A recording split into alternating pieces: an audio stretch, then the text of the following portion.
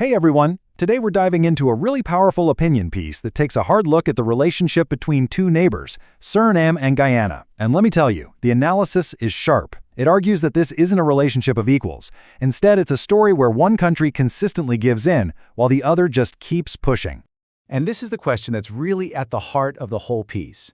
Who bends and who bites? The author argues that when you look at these two nations, the pattern is just crystal clear. One has made a habit of bending, while the other has chosen to bite. So, what set off this latest round?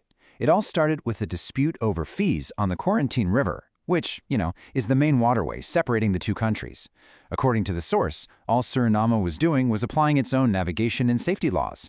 But Guyana's president, Irfan Ali, he immediately went on the attack, and that's when things really heated up. But here's the thing. This piece points out right away. This fight over the river, it's not some isolated incident. Not at all. It's presented as just the latest chapter in what the author calls a long and, frankly, painful pattern of behavior. And this right here really lays out the contrast. The argument is that time and time again you see this dynamic play out.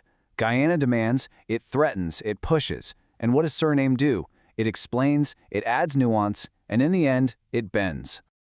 The source really hones in on this public statement from Guyana's president. Think about that word, intervene. That's not how neighbors talk. The author frames this as a deliberate choice of words, a shift from diplomacy to dominance. It's a clear signal of who thinks they're in charge here. All of this aggressive behavior, it builds toward what the author calls the elephant in the room, the one issue that hangs over every single interaction between these two countries, the disputed territory of Tigri. Okay, so what's at the heart of this conflict?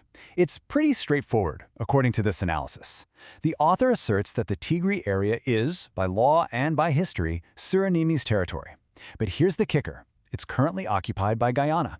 And Guyana isn't just sitting there, they're acting like it's a done deal, developing and controlling the whole region. And the opinion piece uses incredibly strong language here. It calls Suriname's decades of inaction on the Tigri issue a national disgrace. This silence, the author argues, isn't some wise, patient strategy. No, it's a profound weakness that has just allowed this problem to get worse and worse. So then the analysis pivots, and it turns that critical eye inward, looking directly at the Surinamese government itself. And what it suggests is this huge disconnect between how the government acts at home versus how it acts on the world stage. And this really gets to the core contradiction that the author is pointing out. At home, the government projects strength, They talk tough for the cameras, they pursue anti-corruption cases. But when it comes to foreign policy, especially with Guyana, that strength just seems to evaporate. It's replaced by what the source calls complete radio silence. And this criticism is aimed squarely at the military too.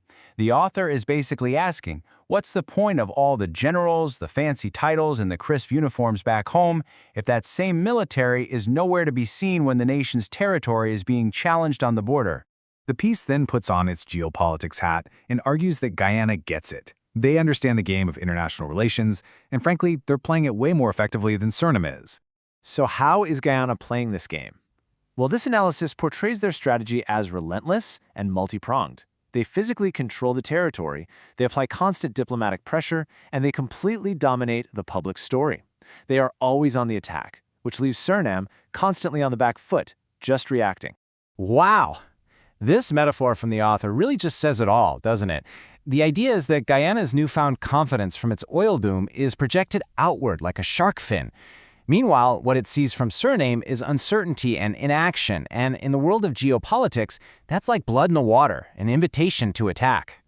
So the author's whole argument really boils down to this single, powerful idea. Dialogue without a backbone isn't real diplomacy, it's just capitulation. Suriname's desire for good relations is seen as a slow-motion surrender, precisely because it isn't backed by any real strength or clearly defined red lines. Now, after laying out the problem in such stark terms, the piece doesn't just stop at criticism. Nope, it proposes a very clear, very assertive new path for Suriname to take. And here it is, a clear four-step plan. Step 1, stop talking about Tigri in private and take the whole dispute to international courts, now.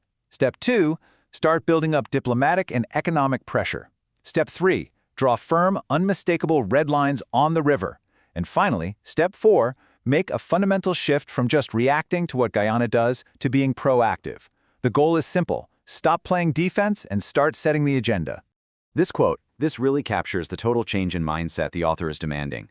The argument is that Suriname can't just wait for its neighbor to give it respect. It has to enforce it. It has to command it through decisive action and an unwavering will. And that brings us right back to where we started, the central question. According to this source, Suriname is standing at a major crossroads. Is it going to keep bending? Or is it finally going to decide to bite back? The author leaves absolutely no doubt what's at stake here: its credibility, its territory, and ultimately, its national dignity.